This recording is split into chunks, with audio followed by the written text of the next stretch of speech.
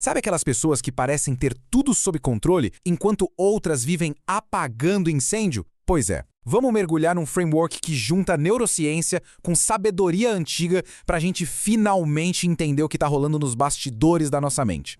Todo mundo conhece alguém assim, né? Pessoas que navegam pela vida com uma facilidade que chega a ser desconcertante. Elas irradiam uma calma, um sucesso, como se a sorte estivesse sempre ali, do lado delas. É isso, parece que elas têm uma conexão diferente com o mundo, sabe? Conseguem o que querem, não importa o obstáculo. É quase como se a realidade se dobrasse à vontade delas. Então fica a pergunta: qual é o segredo? O que é que elas sabem que a maioria de nós nem desconfia? A resposta é mais simples e, ao mesmo tempo, muito mais profunda do que se imagina. E tudo começa no jeito que o nosso cérebro filtra o mundo. A verdade é a seguinte: todos nós operamos com um filtro biológico.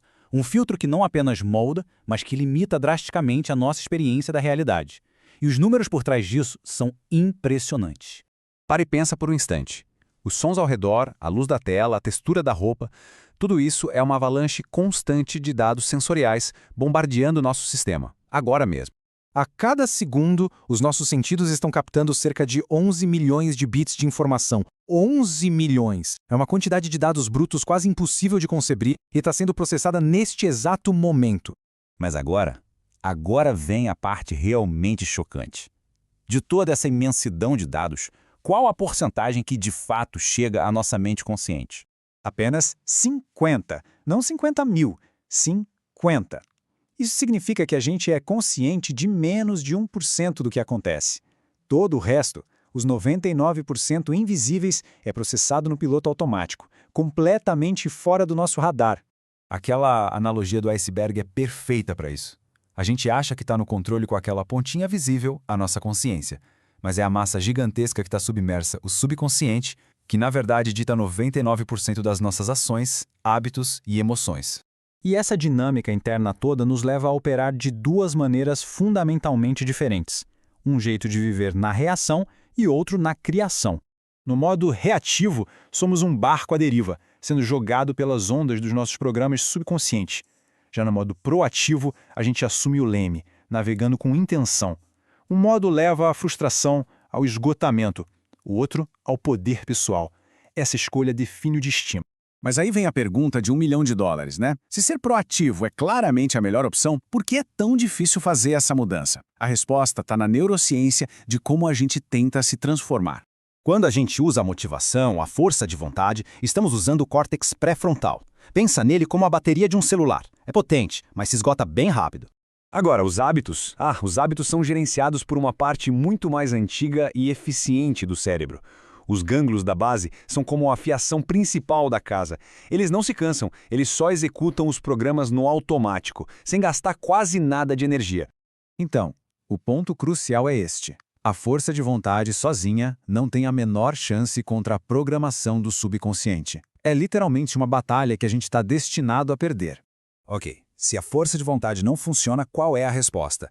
A chave não é lutar contra os programas automáticos, mas sim ir direto na fonte, reescrever o código por trás deles. Ou seja, desmontar as crenças que alimentam tudo isso. A história do Roger Bannister ilustra isso de um jeito perfeito. Durante anos, correr uma milha em 4 minutos era visto como uma barreira física, impossível de quebrar. Mas, na verdade, era uma barreira psicológica, uma crença coletiva. Quando Bannister conseguiu, ele não mudou os limites do corpo humano. Ele mudou o que as pessoas acreditavam ser possível. E, de repente, o impossível se tornou totalmente alcançável. E essa é a grande lição. Muitas das limitações que a gente enfrenta não são reais. São só histórias que contamos para nós mesmos. O que se acredita ser possível é o que dita a realidade. E se a nossa realidade é moldada por crenças, então mudar uma crença no momento certo pode ter um impacto gigantesco. E olha que curioso, a fonte que analisamos aponta para este período como um desses momentos-chave. Em sistemas simbólicos, como a numerologia, por exemplo, o ano de 2026 é visto como o ano 1, o início de um novo ciclo de 9 anos. Mas, independentemente da crença, a ideia de um novo começo é uma ferramenta psicológica poderosíssima. É uma janela de oportunidade para plantar novas intenções. Essa analogia é muito forte. Não se trata de resultados imediatos, mas de definir a intenção e plantar as sementes para o futuro que se deseja criar. As ações tomadas agora vão ecoar por todo esse novo ciclo. E assim, essa análise toda se conclui com uma reflexão. Se os 99% invisíveis moldam a nossa realidade com base em programas antigos, e se este momento representa uma chance única de plantar sementes novas, a questão final é o que realmente vale a pena cultivar.